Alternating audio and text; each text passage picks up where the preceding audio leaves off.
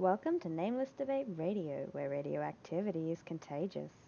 You can join us in broadening our minds on the Nameless Debates Discord via the link below and even feature here yourself, if you've got what it takes. As long as this doesn't devolve into philosophy.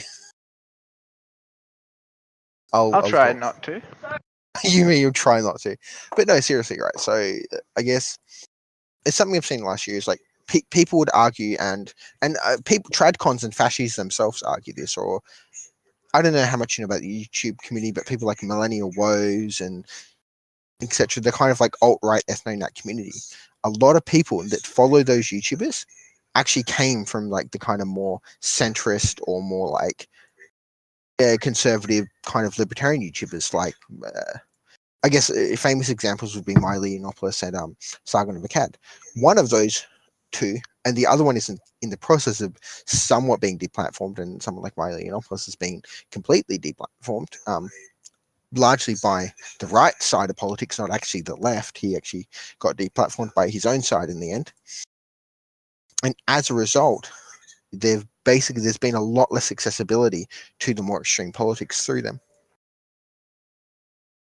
Oh, well, when you say there's been a lot less accessibility, does that mean that people are actually finding it less accessible, or does that mean that on the, like, because the thing is that people like that form their own communities to talk about it, right? Like they don't just disappear. You know what I mean? Like No, when you, I agree. But it's And more I feel- about getting. Sorry, you go. Oh, I was just going to say, I feel like when you condemn someone to an echo chamber, they're more likely to become more extreme than they are to become more centrist. Now, I don't Ooh. see. I both agree and disagree. So yes, Ow, at that edge. but I also don't think so. They may become more extreme. However, there's 2 points I'd make there. One, it doesn't actually demonstrate any growth in their community, and it actually largely internally fractures their community. Is my first point. From what I've been able to ascertain, this is somewhat anecdotal, but I've seen it also. It's a parroted point by other people. Is that they largely devolve into purity politics and kind of arguing with each other, and they splinter and splinter and splinter within themselves. And the second point is that while they might form their own communities, with that lack of access to them, they lack growth in their communities. So they exist, but it prevents growth, and that would be the argument that the better argument as to how the deplatforming could be useful. I'm not sure that I do think it does prevent growth, though. I'm thinking to myself that when someone, like when people who are thinking a certain way are ostracized from the rest of the community and have to contend within echo chambers, there's a lack of proper refutation, because most of the people who are capable of the refutation just don't engage. So people who are likely to become enthralled with such ideas have no countervailing arguments to contend with. But the thing is, I don't think they necessarily have. I think they actually. So one, I actually don't think they are largely deplatformed. I think they have very, very controlled platforms. To make a more nuanced point, right? So in servers like this and some of the other bigger servers, you guys do allow ethno-nationalists.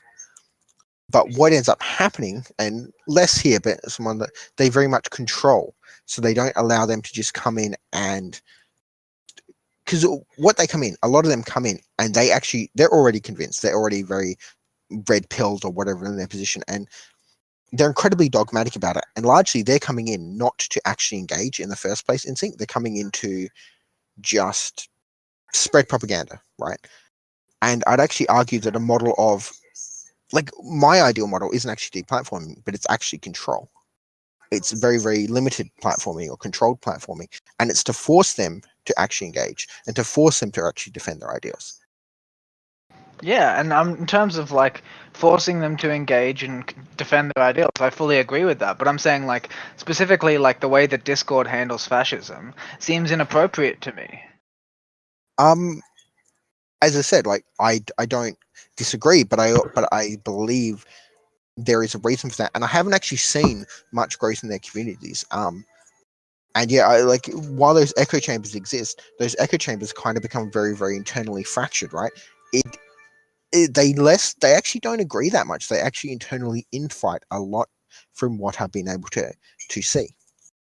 It very much devolves into purity identitarian politics, where you aren't the exact type right of fasci, or you haven't read the right book, so you're not really a third positionist and you're not ready to be this, and they kind of gatekeep each other out of so in many ways I actually think it does actually have a direct harm to their ideology. While it might radicalize the people already in it, I think it definitely prevents growth in it.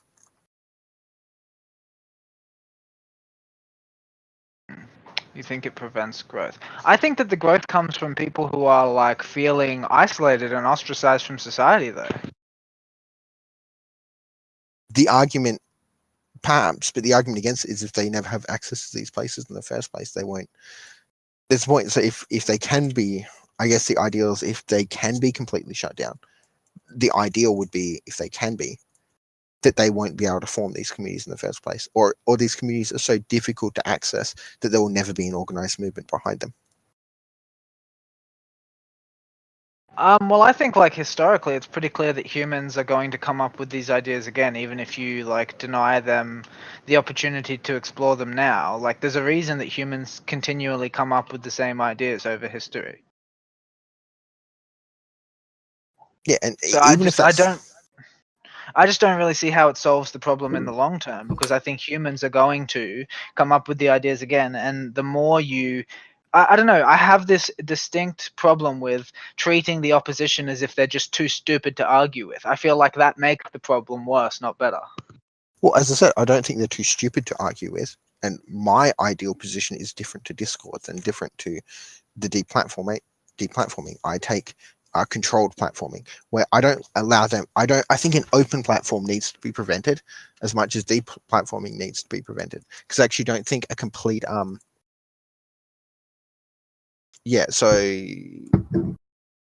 complete open control isn't beneficial. Like absolute lack of control does not necessarily like allow ideas to be discussed in a reasonable way, or does not necessarily allow challenges to their ideas in a reasonable way. Or you're not able to sift through the people that are actually there to engage, because a lot of people are there. No, sorry, keep going. No, like an example of this to use a kind of an analogous example is I would actually compare I'll actually compare ethno-nats to presuppositionalists. The difference is that presuppositionalists, like they're desperate to try and convert people. They're very desperate to try and engage. But if you actually, like, let's take for example famous examples like Darth Dawkins or vegans, for example, you need to engage in your own spaces. You should never actually be engaged in spaces controlled by them, or in servers where there are no control. I agree with that, but I think that's because you'll never have a productive discussion, and if you don't, so that's my ideal, is that it has to be incredibly controlled. Look, I agree with that, and I think that in general, when we're talking about this kind of thing, I don't think that the fascists should be in control of the space in which their ideas are being discussed. But I think that, like, the stance that Discord takes seems to be hardline. It seems to be fascists aren't allowed on the platform, and that feels toxic to me. Perhaps I'm sympathetic to that ideal, and I've tried to represent the ideals behind it, while it's not necessarily what I hold myself, because I do think I think a number of ideals are toxic themselves. Right? I don't think all ideas are equal. I don't think all ideas are necessarily, while I would allow them to be discussed, are necessarily worth the same respect in terms of platforming. I'm not sure what you mean by that exactly. Could you elaborate? Okay, for example, I'm not going to waste my time arguing against a flat earther. To go to an extreme example, I don't want to ban flat earthers, but I'm never going to personally platform them, as I don't consider that idea. But that's not deplatforming, is it? No, but as I said, I'm not arguing for deplatforming. But I said I'm sympathetic to it while I wouldn't argue for it. Because I do consider some ideas so like I guess I would create a tier list of ideas, so to speak, and I would actually put so maybe you'd put things like flat earthers at the absolute lowest tier, but on the tier just above them I would put things like things like I guess Fascism. fascism and ethno-nationalism. Maybe anarcho-capitalism is probably, I would actually put anarcho-capitalism on a similar tier. I actually put most of the extremist ideologies on a similar tier. I ran into an ANCOM the other day that I would put on a similar tier to them. Not all anarcho-communism is horrible, but the kind of anarcho-communism he was advocating for definitely was. So what kind of anarcho-communism was he advocating for? He jumped in on the server and started. If you give me a second, I'll find the direct quote. Yeah, too easy. It's pretty hilarious what he actually said. To find it, he came into the server and said, "Hi, so this server allows fairies high." And I said, "Yes, is there any reason we wouldn't?" And then his response was, "They engorged themselves on the capitalistic consumerism aimed to pacify the working class." I see. And you can imagine how it went downhill from there. Mm-hmm. It was an ANCOM that wanted to rage about how fairies were degenerate and capitalistic and bestial. Of course. What else would they be, right? What other ANCOM talking points are there except for hating on furries? But yeah, I don't know. I don't find myself disagreeing with you a lot, but I think that I don't know.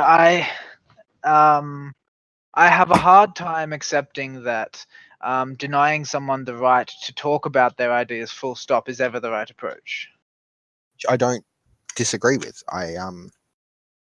Where's the lie though? Furries are fine. They're odd people, but they're fine. Quite seriously though, as I said, but I'm quite happy to allow them to talk about their ideas, but I'm not. I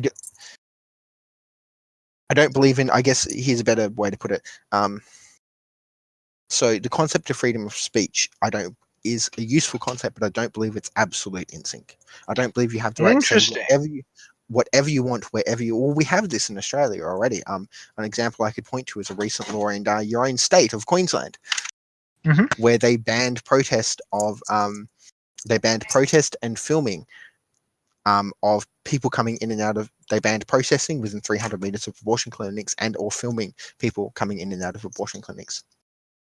They banned it in Queensland, and I actually don't consider that a violation of freedom of speech or freedom of anything, because I think they're violating, and I would consider that a violation of someone else's rights. And this is kind of where I think some ethno-nationalism falls, right? So if you want to come into an intellectual space like this and debate it and follow the rules of the server and just not come in here to just post propaganda and try and red pill people and actually be like, look, these are my ideas and I want to logically engage with you.